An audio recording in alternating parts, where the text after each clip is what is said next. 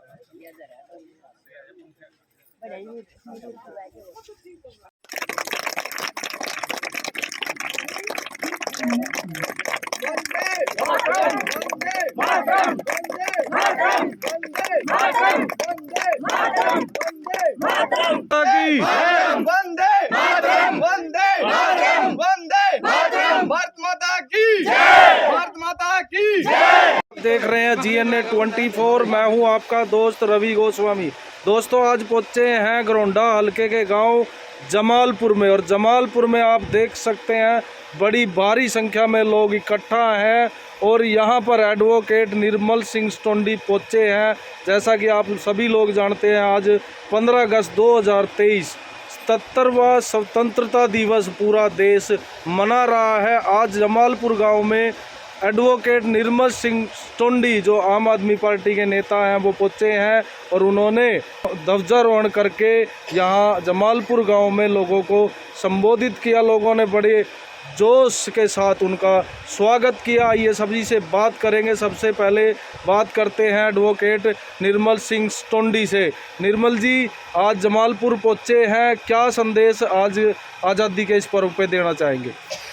सबसे पहले आपको और सभी GNA के दर्शकों को मेरा नमस्कार, और सभी घरौंडा हलका वासियों को मैं बधाई देना चाहता हूं, और सभी देशवासियों को भी मैं बधाई देना चाहता हूं कि आज स्वतंत्रता दिवस, जो 77वां स्वतंत्रता दिवस आज जो मना रहे हैं, उसकी खुशी में आज गांव वालों ने जो यहाँ प्रोग्राम किया था, उसके लिए मैं सभी गाँव वासियों का भी धन्यवाद करता हूँ कि उन्होंने मुझे यहाँ बुलाया और मुझे इस लायक समझा और अपने यहाँ आने का मौका दिया। मैं आज स्वतंत्रता दिवस के मौके पर आप सभी को ये वादा भी करता हूँ कि जब भी मुझे मौका मिलेगा 2024 के विधानसभा की तैयारियों में, मैं इस गांव का विशेष तौर पर ध्यान रखूँगा।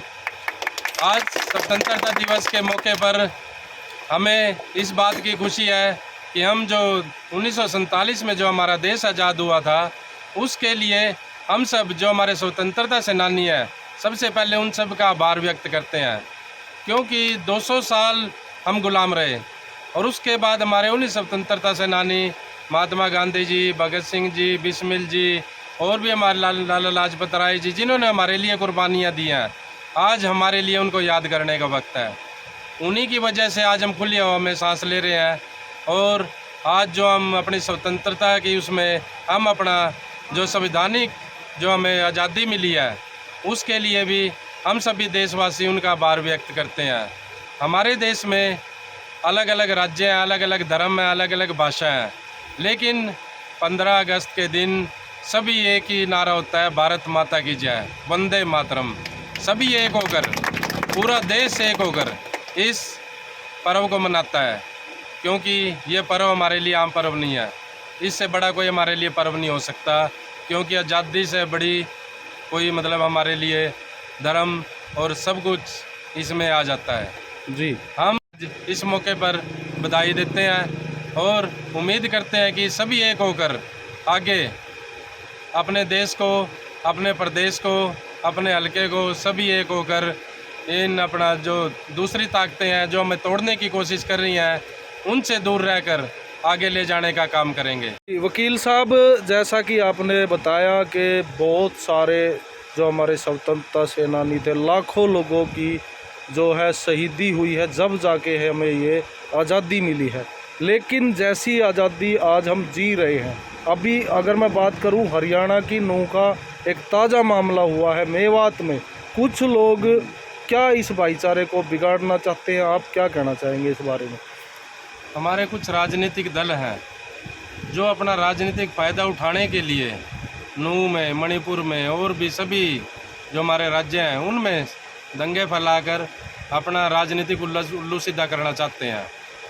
हम जो भी देश की जनता है, हम सभी को ये समझना होगा कि कौन हमारे हित में है, कौन क्या करना चाहता है। सभी अपने दिल से, दिमाग से सोचकर हमें देखना चाहिए और समझना भी चाहिए कि ये देश हित में काम कर रहे हैं या देश विरोध में काम कर रहे हैं या अपना राजनीतिक उल्लू सीधा कर रहे हैं। जी जो मणिपुर के दंगे देख लीजिए, सरकार ने क्या किया वहाँ, ऊपर भी बीजेपी सरकार, नीचे भी बीजेपी की सरकार। जी फिर कहते हैं डबल इंजन सरकार है, जी यहाँ भी डबल इंजन सरकार है। क्या बात, दंगे वहीं के होते हैं जहाँ डबल इंजन सरकार है। जी इसका मतलब क्या है, सरकार की सोची समझी साजिश है।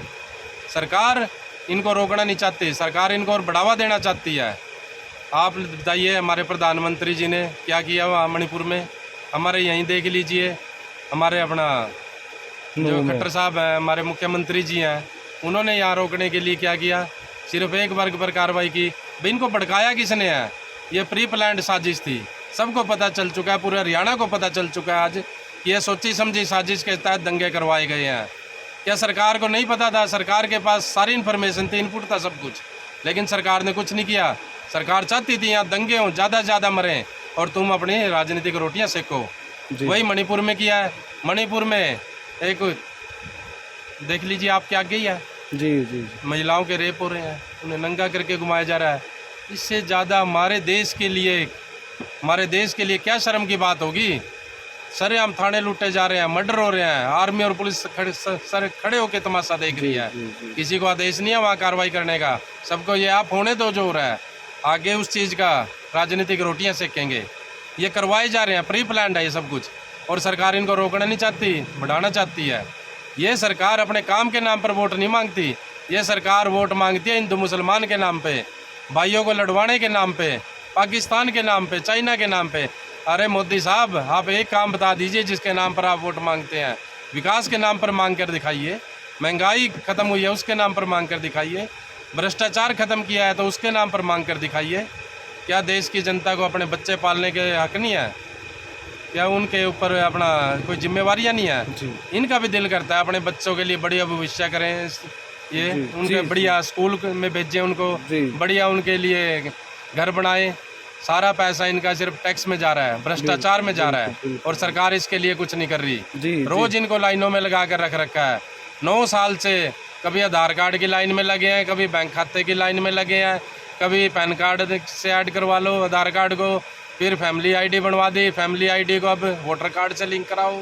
क्या ये लाइनों में लगने के लिए है? कभी पोर्टल की लाइन में लगे हैं, कभी प्रॉपर्टी आईडी की लाइन में लगे हैं, और मिला क्या इनको बताइए? बिल्कुल। सरकार ने क्या दिया? लाइनों में लगा के इनको कुछ तो देते। जी जी जी। जो काला धन वहाँ 2014 में वहाँ 3 गुना हो चुका है। किसका पैसा है? अब सरकार किसकी है?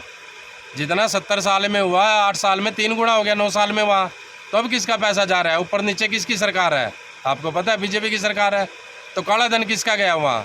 कैसे काला धन वहाँ डबल ट्रिपल हो गया जी? और जो वापस आना चाहिए था, वापस तो आने से दूर की बात, कोई बता दे। पेट्रोल डीजल के रेट देख लीजिए, जीएसटी लगा दिया, टोल टैक्स लगा दिया, मतलब रोज नया टैक्स लगाने की सरकार चेष्टा कर रही है, कोशिश कर रही है जी। लेकिन इनको दिया क्या? गरीब आदमी, एक आदमी खड़ा होकर बता दे। लॉकडाउन में अमीरों के तो इन्होंने लोन माफ़ कर दिए इनसे टैक्स वसूल के, लेकिन गरीब आदमी, एक आदमी, सब गरीब आदमी बैठे हैं। किसी का एक बिजली का बिल माफ़ किया हो, जिसने लोन ले रखा है किसी लोन की किस्त माफ़ की हो, और कोई इनको सहायता की हो सरकार ने, एक चीज़ बता दीजिए। गरीब आदमी सर मोदी साहब आज लाल किले पर खड़े होकर कहते थे हर बार 100 करोड़ रुपए मैंने दे दिए, बस 200 करोड़ रुपया दे दिया। कहाँ गया 200 करोड़ रुपया?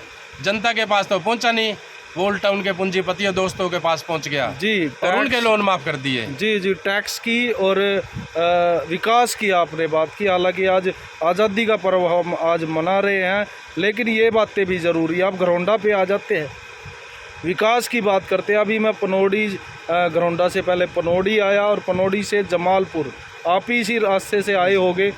जो सड़क की हालत है, इनका विकास कहाँ हो रहा है, कौन बताएगा इस बात को?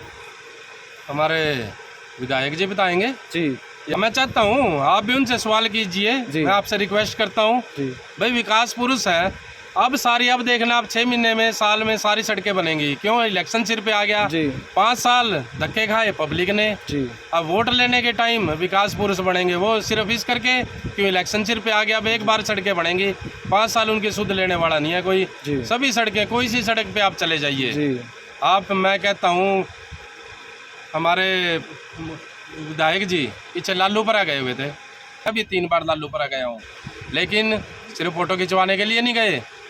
हम देखने गए वहाँ काम क्या हो रहा है, कोई काम नहीं। अरे लालूपुरा गांव का 5 साल से पानी तो निकला नहीं है, लालूपुरा में एंटर करने का रास्ता नहीं है, जी चारों तरफ पानी भरा हुआ है, जी, पैदल आदमी जा नहीं सकता। वो लोग बोल रहे थे अगर पानी टूट गया तो हमारे पास भागने के लिए रास्ता नहीं है इस गांव में से। सही कह रहे थे। क्यों? उधर भी पानी भरा हुआ है 5 साल से, मतलब 5 साल से 2-2, 3-3 फुट पानी भरा हुआ है। पानी के रास्ते से उन्हें चप्पल हाथ में लेकर, सामान हाथ में लेकर पैदल जाना पड़ता है। मोटरसाइकिल पे जाते थे, पानी में गिर जाते थे। बच्चे भी मोटरसाइकिल से पानी में गिरे, उनके लेडीज भी पानी में गिरी हैं जो पीछे बैठी होती थी। मैं पूछता हूँ विकास कहाँ पर हो रहा है? आप कोंड से अलीपुरा चले जाइए और किसी भी सड़क का आप एक सड़क बता दीजिए जो बनी हो। खुद विधायक जी के गांव से जो आगे सड़क गई हुई है वो देख लीजिए। जी जी जी, उस पे 2-2, 3-3 फुट खड्डे हैं। जी जी, गंजो गड़ी जो सड़क गई हुई है। तो इस विकास की बात हम कुछ लोगों से भी कर लेते हैं। आपके गांव की सड़कें मैंने देखी, एक युवा है मेरे साथ, सबसे पहले इससे बात, कितने दिन से ये सड़क टूटी हुई है? ये जी लगभग हो गए 4-5 साल हो गए हैं। तो एक बार भी ये नहीं बनी। विधायक जी 2 बार विधायक बन गए हैं, नहीं जी, मणि को नहीं। बनी नहीं। जी, आप क्या कहना चाहेंगे इस विकास के? बाहर का बंदा है, बाहर का बंदा है, तो इस सड़क से तो आए होंगे आए हैं आप। जी। कैसी लगी आपको हमारी सड़क? इससे तो सड़क मैंने कहीं भी नहीं देखी। कहीं भी नहीं देखी। जी जी, आप क्या कहना चाहेंगे इस विकास के बारे में? 4 साल हो गए सर जी, यहाँ पे कोई कार्य नहीं हुआ है। जी, जैसी सड़क है वैसी की वैसी है। वैसी की वैसी है। और विधायक जी कहते हैं विकास पुरुष। विकास पुरुष तो नाम मात्र है, बस अब क्या बताएं। क्या कहें, कुछ नहीं कह सकते। कहोगे तो ईडी आ जाएगी। आप क्या कहोगे? जी, ये एमएलए सही नहीं है, ना काम कर रहा है ये, जी सिर्फ कागजों का ही काम कर रहा है। जो जी काम तो ये देखो, घरौंडे से गांव में जो रोड आता है उसकी हालत देख लो। जी, मैं देख के आया हूँ अभी। हाँ, आपने देखे होगा 3-3 फुट के गड्ढे हो रहे हैं। जी आने जाने में बहुत दिक्कत होती है। जी हाँ जी। जी, निर्मल जी, हम आज करने कुछ हो रहे थे लेकिन मेरे से रहा नहीं गया। ईडी की बात मेरे मुंह से आई गई। गोपाल कांडा के पीछे आजकल ईडी लगी हुई है, धर्म सिंह छोक्कर के पीछे ईडी लगे, को जो बोलेगा उसके पीछे ईडी आ जाएगी। ऐसा है, सरकार लोगों का ध्यान भटकाना चाहती है। जी इनका सिर्फ एक ही मुद्दा है, जो भी भ्रष्टाचार करेगा हमारी पार्टी में आके करेगा, कोई बाहर रहकर भ्रष्टाचार नहीं कर सकता। जी जिसने भी भ्रष्टाचार किया है हमारी पार्टी में ज्वाइन कर लो, जी उसके खिलाफ कोई कार्रवाई नहीं होगी। जी अगर पार्टी ज्वाइन नहीं करेगा फिर उसके खिलाफ ईडी, सीबीआई सब उसके पीछे लगाई जाएंगी। जी क्या बात है, दूसरी पार्टियों से आई हुए सब बीजेपी में बैठे हैं जी, जी। और सब यहाँ मलाई चाट रहे हैं। जी, वकील साहब, आखिरी सवाल आपसे। मैं पंचकुला गया था, आपके पार्टी के सुप्रीमो अरविंद केजरीवाल जी आए थे। बिजली आंदोलन की उन्होंने घोषणा की थी हरियाणा में, और जहाँ तक मुझे लग रहा है बिजली को लेकर ही आम आदमी पार्टी यहाँ इलेक्शन में उतरने वाली। लेकिन एक काम हरियाणा सरकार ने, उसी के बाद मैं अपने घर की बात बताऊं, मेरा 2 महीने का, मैं शहर में रहता हूं, बिल आता था 4500 रुपये। इन्होंने अगले महीने ही शहर का भी हर महीने बिल कर दिया और अगले महीने मेरा 1 महीने का 3800 रुपये बिल आया। तो मेरी बिजली का रेट घटा या बढ़ा? सबसे पहले तो आपको बधाई हो। ठीक है ना? हाँ जी, हाँ जी। मैं यही कहना चाहता हूँ, और हमारी सरकार जो आम आदमी पार्टी की सरकार है, वो इसी मुद्दे पर आम पब्लिक के बीच जा रही है। आप देख लीजिए, बल्ब 100 वाट से 10 वाट के हो गए, पंखे एसी हो गए, जो कंजप्शन थी लाइट की बढ़िया क्वालिटी होने के कारण उनमें कम होगी, लेकिन बिल हमारे 500 से सीधा 5000 हो गया। जो ये नए मीटर हर साल जो ये नए मीटर लग रहे हैं, ये सिर्फ घोटालों के लिए लगा रही है सरकार।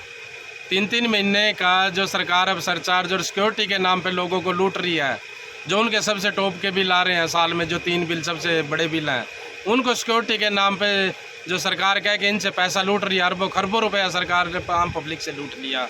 किस बात का लूटा? जब मीटर तो इन्होंने प्रीपेड कर दिए, तो इनको तो सिक्योरिटी वापस देनी चाहिए जो पहले भी दी हुई थी। जी जो पहले इन्होंने मीटर लिए थे, एक भी आदमी का नाम बता दीजिए जिसने सिक्योरिटी ना दी हो।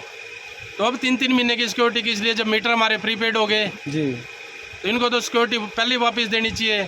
और ये हर जगह लूटने का, हर जगह रोज नई स्कीम लेके आ रहे हैं कि पब्लिक से कैसे पैसा लूटा जाए। जी आपके बराबर में आप दिल्ली में देख लीजिए, पंजाब में देख लीजिए, लोगों के जीरो बिल आ रहे हैं। 2 महीने का लगा लीजिए, महीने का लगा लीजिए, उनके जीरो बिल आ रहे हैं। मैं आपको गाड़ी में दिखाऊंगा, जी। मेरी गाड़ी में बिल पड़े हैं। जी जी तो वहाँ जीरो बिल कैसे आ रहे हैं? क्या जब मंत्रियों को, एमएलए को जब फ्री बिजली मिल सकती है, तो ये जनता जो टैक्स दे रही है, इनको फ्री बिजली क्यों नहीं मिल सकती? जी इनका राइट है, अपने टैक्स के पैसे से ये फ्री बिजली मांग रहे हैं।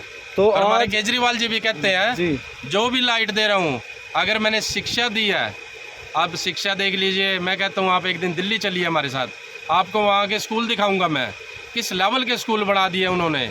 वर्ल्ड लेवल के स्कूल हैं आज वहाँ, जी जी और वहाँ बच्चे फ्री में एजुकेशन लेते हैं। गरीब आदमी को पढ़ाई की दिक्कत नहीं होगी। जिन स्कूलों में जो बच्चे 8-8, 10-10 हज़ार रुपए की फीस दे रहे हैं, उनमें गरीब आदमी का बच्चा फ्री में शिक्षा ग्रहण कर रहा है, उनसे बढ़िया लेवल के स्कूल में। हॉस्पिटल देख लीजिए आप, सारा इलाज फ्री है। मोहल्ला क्लिनिक, मोहल्ले के साथ क्लिनिक खोल दिए। पंजाब में 800 कुछ क्लिनिक, मोहल्ला क्लिनिक खुल चुके हैं 1-1.25 साल के अंदर अंदर अभी। तो यहाँ क्यों नहीं खुल सकते? यहाँ हॉस्पिटल सारे बंद होने के कगार पे हैं। स्कूल सरकार बंद करने जा रही है, सभी स्कूलों का सर्वे करवा दिया। वहाँ ना टीचर है, ना कोई वहाँ लाइब्रेरी है, ना और कोई वहाँ टॉयलेट की सुविधा है। तो लड़कियाँ कैसे स्कूल जाएंगी? हमारी बच्चियाँ, छोटे बच्चे हैं, कैसे स्कूल जाएंगे? क्या सिक्योरिटी है उनकी स्कूलों में? अब सरकार कर रही है हम 10 किलोमीटर के रेडियस में एक स्कूल रखेंगे।